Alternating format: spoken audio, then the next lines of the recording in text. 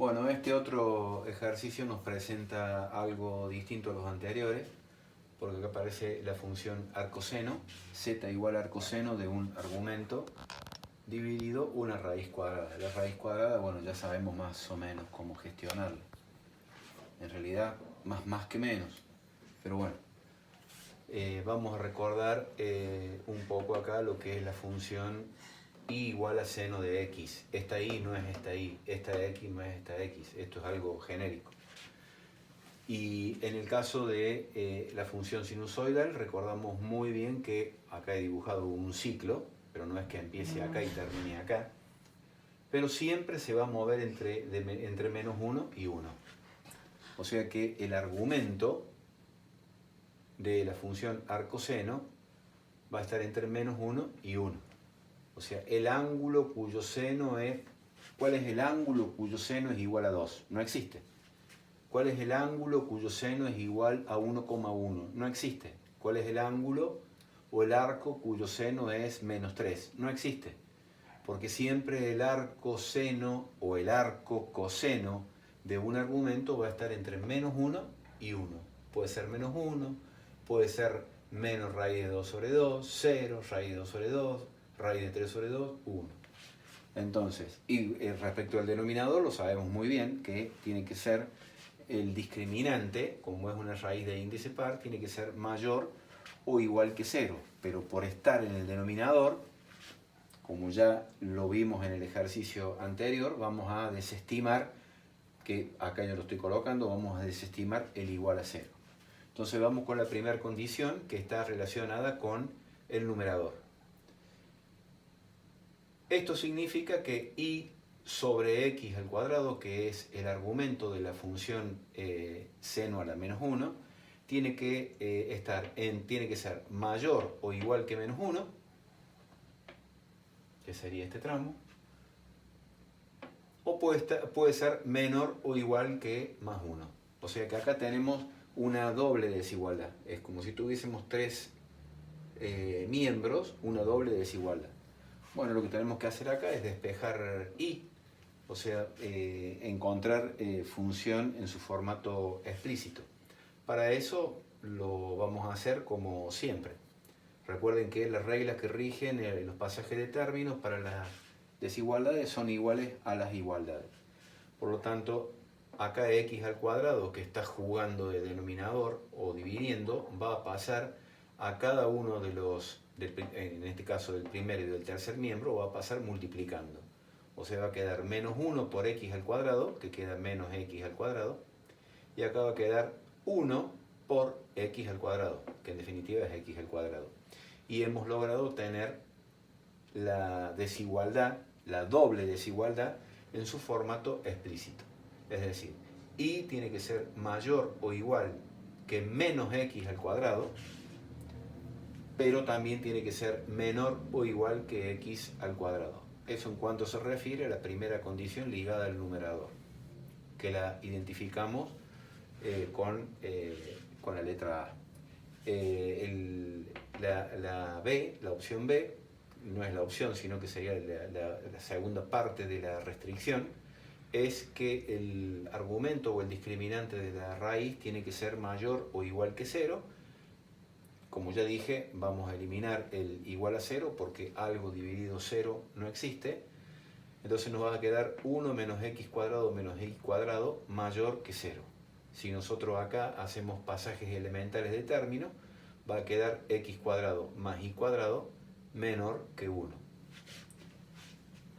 Esto, si bien no tiene su formato explícito, es un formato implícito que rápidamente nos permite individualizar a esta función como una circunferencia, digamos si hablamos de la frontera, o sea, x cuadrado más y cuadrado igual a 1. Y es una circunferencia de radio igual a la raíz cuadrada de 1. La raíz cuadrada de 1 es 1. Entonces, ya sabiendo, entendiendo bien estas dos funciones, estas dos expresiones, vamos a volcarlas en un gráfico. No sin antes recordar o darnos cuenta de que acá en el argumento de del numerador, nosotros, el argumento del arcoseno, tenemos una función y sobre x al cuadrado, en donde si x es igual a 0, estamos complicados, justamente porque vamos a tener un valor dividido 0, no va a existir. Entonces, la tercera, que se desprende, como marca la flecha esta, es que x debe ser sí o sí distinto de 0. Eso, si bien no afecta mucho al gráfico definitivo, lo afecta en un solo puntito, pero lo afecta. Desde el punto de vista gráfico, aparentemente no es tan significativo, pero desde el punto de vista conceptual es muy importante entender esa situación. Entonces tenemos que volcar estas tres condiciones al gráfico. Nosotros podemos entender este primer gráfico, si buscamos la función frontera, es y igual a menos x al cuadrado. Es una función parabólica que pasa por el origen, tiene ramas hacia abajo, no tiene término lineal, no tiene término independiente, o sea que sería la opuesta a una función parabólica normal, que sería esta que tenemos acá. Esta función, tal como está expresado acá, es y igual a menos x al cuadrado. Si ahora analizamos esta otra parte, es y igual a x al cuadrado. Ahí sí tenemos la función parabólica normal. Sería una función espejo de esta, una simétrica respecto del eje x. Es esta otra que tenemos acá. Tal como indica esta flecha, y igual a x al cuadrado. Ahora, analicemos las desigualdades. Dice que y tiene que ser mayor o igual que la parábola que está abajo. O sea que tiene que ser toda la región que está por encima de esta parábola. Todo lo que está por encima de esta parábola. Todo. Y esta segunda parte de la ecuación nos está diciendo de que debe ser también todo lo que está por debajo de esta otra parábola. Por debajo de esta otra parábola. O sea, todo esto que está acá. Entonces, si nosotros marcamos, vamos a marcar en verde y con este rayado vertical cuáles son los puntos que cumplen esa doble desigualdad, es lo que está marcado en verde acá en vertical. En esta región de la derecha, o el semiplano de los x positivos, y en esta región de la izquierda, ¿no? Son como estas dos alitas que tenemos acá.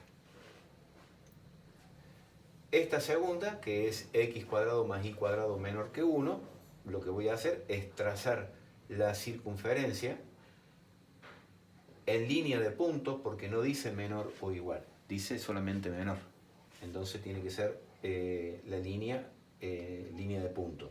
A diferencia de las dos parábolas, que es mayor igual, menor igual. Por eso las parábolas están con línea continua. Y acá lo que está diciendo es que tiene que ser menor que 1. Y menor que 1 son los puntos interiores a la circunferencia. O sea, el círculo. Pero sin incluir la periferia. Que es lo que tenemos marcado en rojo. Con el rayado horizontal. El x distinto de 0 no es un punto, es el eje y. Porque acá tenemos que x vale 10, acá x vale 1, acá x vale 1,5, todo esto, ¿no? Y acá x vale 0. Todo el eje y significa x igual a 0. Y acá dice x tiene que ser distinto de 0. Por eso yo al eje y lo marqué con línea de puntos. Pero mucho no va a influir solamente en este punto. Ahora lo que tenemos que hacer es marcar cuál es la región que es común entre el rayado verde y el rayado rojo.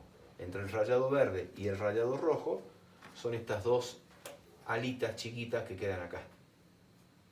Esto, que yo inclusive lo marqué más fuerte o con más frecuencia, digamos, tanto el rayado verde como el rayado rojo. Lo único que tengo que excluir de esta región es este punto, que sería el origen de coordenada, porque es el único punto del eje Y que está incluido teniendo en cuenta estas dos condiciones. Entonces la solución gráfica es tal como se ve acá. Esto, vuelvo a repetir, esto se puede hacer, la primera se puede hacer en un gráfico, la segunda se puede hacer en otro gráfico, la tercera, bueno, es bastante elemental, pero por último se puede hacer un tercer gráfico que consolide las dos o las tres condiciones. Es muy importante recordar esto porque generalmente hay mucha recurrencia de error en los exámenes cuando encuentran una función arcoseno o arcocoseno. Cuando es arcoseno o arcocoseno, siempre la restricción se maneja, se maniobra de esta forma. O sea, el argumento tiene que ser mayor o igual que menos 1 y a su vez y también tiene que ser menor o igual que 1. Probablemente más adelante hagamos algún ejercicio de esto como para que no haya ningún tipo de problema. Dominio de definición es uno de los temas que más importancia le doy porque es una base muy importante para lo que viene para ustedes en la carrera, además de que es un tema bastante salidor en los exámenes. La última parte sería la definición analítica del dominio. Entonces estamos poniendo el dominio, son todos los pares ordenados de x, y que pertenecen a R2, tal que, bueno, acá yo lo puse entre renglones, ponemos un tal que más alargado, pero es simplemente por una limitación acá en la pizarra.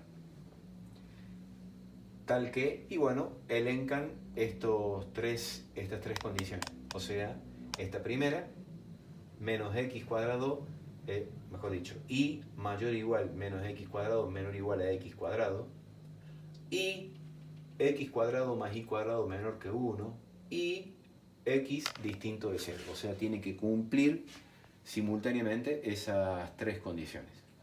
Bueno, este ha sido otro ejercicio en el que hemos introducido por primera vez una función circular, en este caso una función inversa a la circular, y vamos a ver qué otros ejercicios podemos dar de dominio como para completar aún más este tema.